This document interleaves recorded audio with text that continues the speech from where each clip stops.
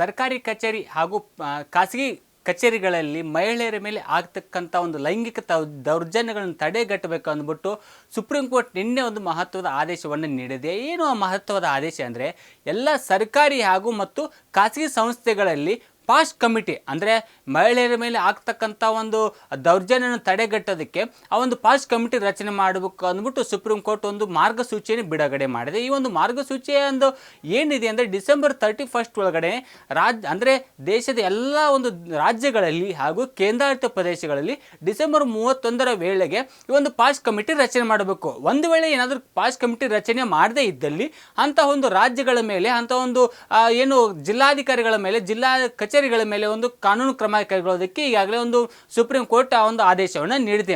ಯಾಕೆ ಈ ಒಂದು ಪಾಶ್ ಕಮಿಟಿ ಇಷ್ಟೊಂದು ಮಹತ್ವವನ್ನು ಪಡೆದುಕೊಂಡಿದೆ ಅಂತ ನಾವು ನೋಡೋದಾದರೆ, ಒಂದು ಮಹಿಳೆಯರು ಏನು ಸರ್ಕಾರಿ ಕಚೇರಿಗಳಲ್ಲಾಗಲಿ ಅಂದರೆ ಖಾಸಗಿ ಕಚೇರಿಗಳಲ್ಲಿ ಏನು ಕೆಲಸ ಮಾಡ್ತೈತೆ ಆ ಒಂದು ಸಂದರ್ಭದಲ್ಲಿ ಏನಾದರೂ ಒಂದು ಲೈಂಗಿಕ ಸಮಸ್ಯೆಗಳಾದರೆ ಮತ್ತು ದೌರ್ಜನ್ಯಗಳಾದರೆ ಅಂತಹ ಒಂದು ಸಂದರ್ಭದಲ್ಲಿ ಅವರುಗಳ ಒಂದು ಸಪೋರ್ಟ್ಗೆ ನಿಲ್ಲೋದಕ್ಕೆ ಒಂದು ಸ್ಥಳೀಯವಾಗಿ ಅಂದರೆ ಆ ಒಂದು ಸಂಸ್ಥೆಯಲ್ಲಿ ಇರ್ತಕ್ಕಂಥ ಒಂದು ಮಹಿಳೆಯರು ಸೇರಿಕೊಂಡು ಒಂದು ರಚನೆ ಮಾಡ್ತಕ್ಕಂಥ ಒಂದು ಕಮಿಟಿಯೇ ಒಂದು ಪಾಶ್ ಕಮಿಟಿ. ಈ ಒಂದು ಪಾಶ್ ಕಮಿಟಿಯ ಒಂದು ಮುಖ್ಯ ಉದ್ದೇಶ ಏನಂದರೆ, ಮಹಿಳೆಯರ ಮೇಲೆ ಆಗ್ತಕ್ಕಂಥ ಒಂದು ದೌರ್ಜನ್ಯವನ್ನು ತಡೆಗಟ್ಟೋದು. ಜೊತೆಗೆ ಒಂದು ಪಾಶ್ ಕಮಿಟಿ ಒಂದು ರೂಲ್ಸ್ ಪ್ರಕಾರ ನಾವು ನೋಡೋದಾದರೆ 2013ರಲ್ಲಿ ಈ ಒಂದು ಪಾಶ್ ಕಮಿಟಿ ರಚನೆ ಮಾಡಬೇಕು ಅಂದ್ಬಿಟ್ಟು ಸುಪ್ರೀಂ ಕೋರ್ಟ್ ಒಂದು ಆದೇಶ ನೀಡುತ್ತೆ. ಆ ಒಂದು ಆದೇಶದ ನಂತರ ಎಲ್ಲ ರಾಜ್ಯಗಳಲ್ಲಿ ಒಂದು ಪಾಶ್ ಕಮಿಟಿ ಕೆಲವೊಂದಿಷ್ಟು ರಾಜ್ಯಗಳು ಇಂಪ್ಲಿಮೆಂಟ್ ಮಾಡಿರಲಿಲ್ಲ, ಕೆಲವೊಂದಿಷ್ಟು ರಾಜ್ಯಗಳು ಇಂಪ್ಲಿಮೆಂಟ್ ಮಾಡಿತ್ತು.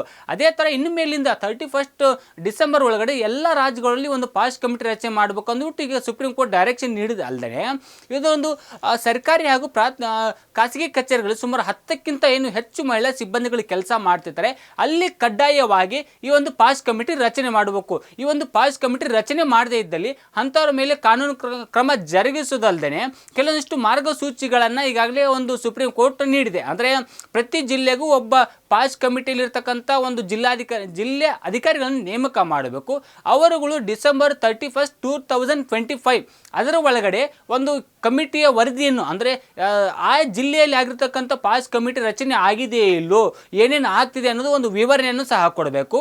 ಮತ್ತು ರಾಜ್ಯದ ಮುಖ್ಯ ಕಾರ್ಯದರ್ಶಿ ಸಹ ಒಂದು ನಿಗಾ ವಹಿಸಬೇಕು. ಅಂದರೆ ರಾಜ್ಯದಲ್ಲಿ ಯಾವ ಥರ ಒಂದು ಪಾಶ್ ಕಮಿಟಿ ಇಂಪ್ಲಿಮೆಂಟ್ ಆಗಿದೆ, ಯಾವ ಜಿಲ್ಲೆಯಲ್ಲಿ ಯಾವ ಪರಿಸ್ಥಿತಿ ಇದೆ ಅನ್ನೋ ವಿಚಾರಗಳ ಬಗ್ಗೆ ಒಂದು ರಾಜ್ಯದ ಮುಖ್ಯ ಕಾರ್ಯದರ್ಶಿಯವರು ಅದಕ್ಕೆ ಹೊಣೆ ಆಗಿರ್ತಾರೆ. ಜೊತೆಗೆ ಮಹಿಳೆಯರ ಮೇಲೆ ಆ ಥರ ಏನಾದರೂ ದೌರ್ಜನ್ಯಗಳು ಕಂಡು ಬಂದಲ್ಲಿ ಅವರುಗಳ ಮೇಲೆ ಕಾನೂನು ರೀತಿ ಕ್ರಮ ಕೈಗೊಳ್ಳಬೇಕು ಅಂತ ಈ ಒಂದು ಮಾರ್ಗಸೂಚಿಗಳನ್ನು ಹೊರಡಿಸಿದೆ.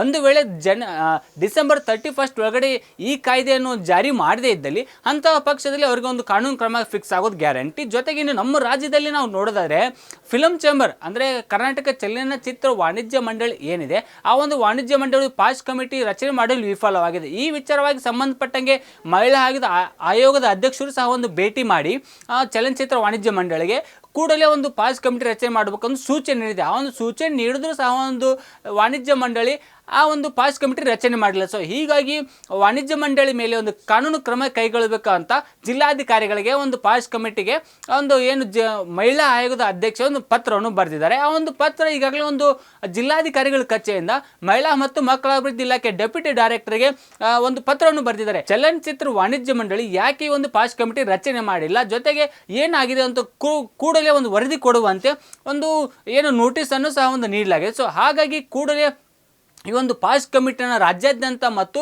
ಇಡೀ ದೇಶಾದ್ಯಂತ ಇಂಪ್ಲಿಮೆಂಟ್ ಮಾಡೋದು ತುಂಬ ಅತ್ಯವಶ್ಯಕತೆ ಆಗಿದೆ. ಸೊ ಹೀಗಾಗಿ ರಾಜ್ಯ ಸರ್ಕಾರಗಳು ಇದನ್ನು ಯಾವಷ್ಟರ ಮಟ್ಟಿಗೆ ಒಂದು ಇಂಪ್ಲಿಮೆಂಟ್ ಮಾಡುತ್ತೆ ಅನ್ನೋದು ಸ್ವಲ್ಪ ದಿನಗಳ ತನಕ ಕಾದು ನೋಡಬೇಕಿದೆ. Ashwavega English news coming soon. Your channel, your voice, your trust.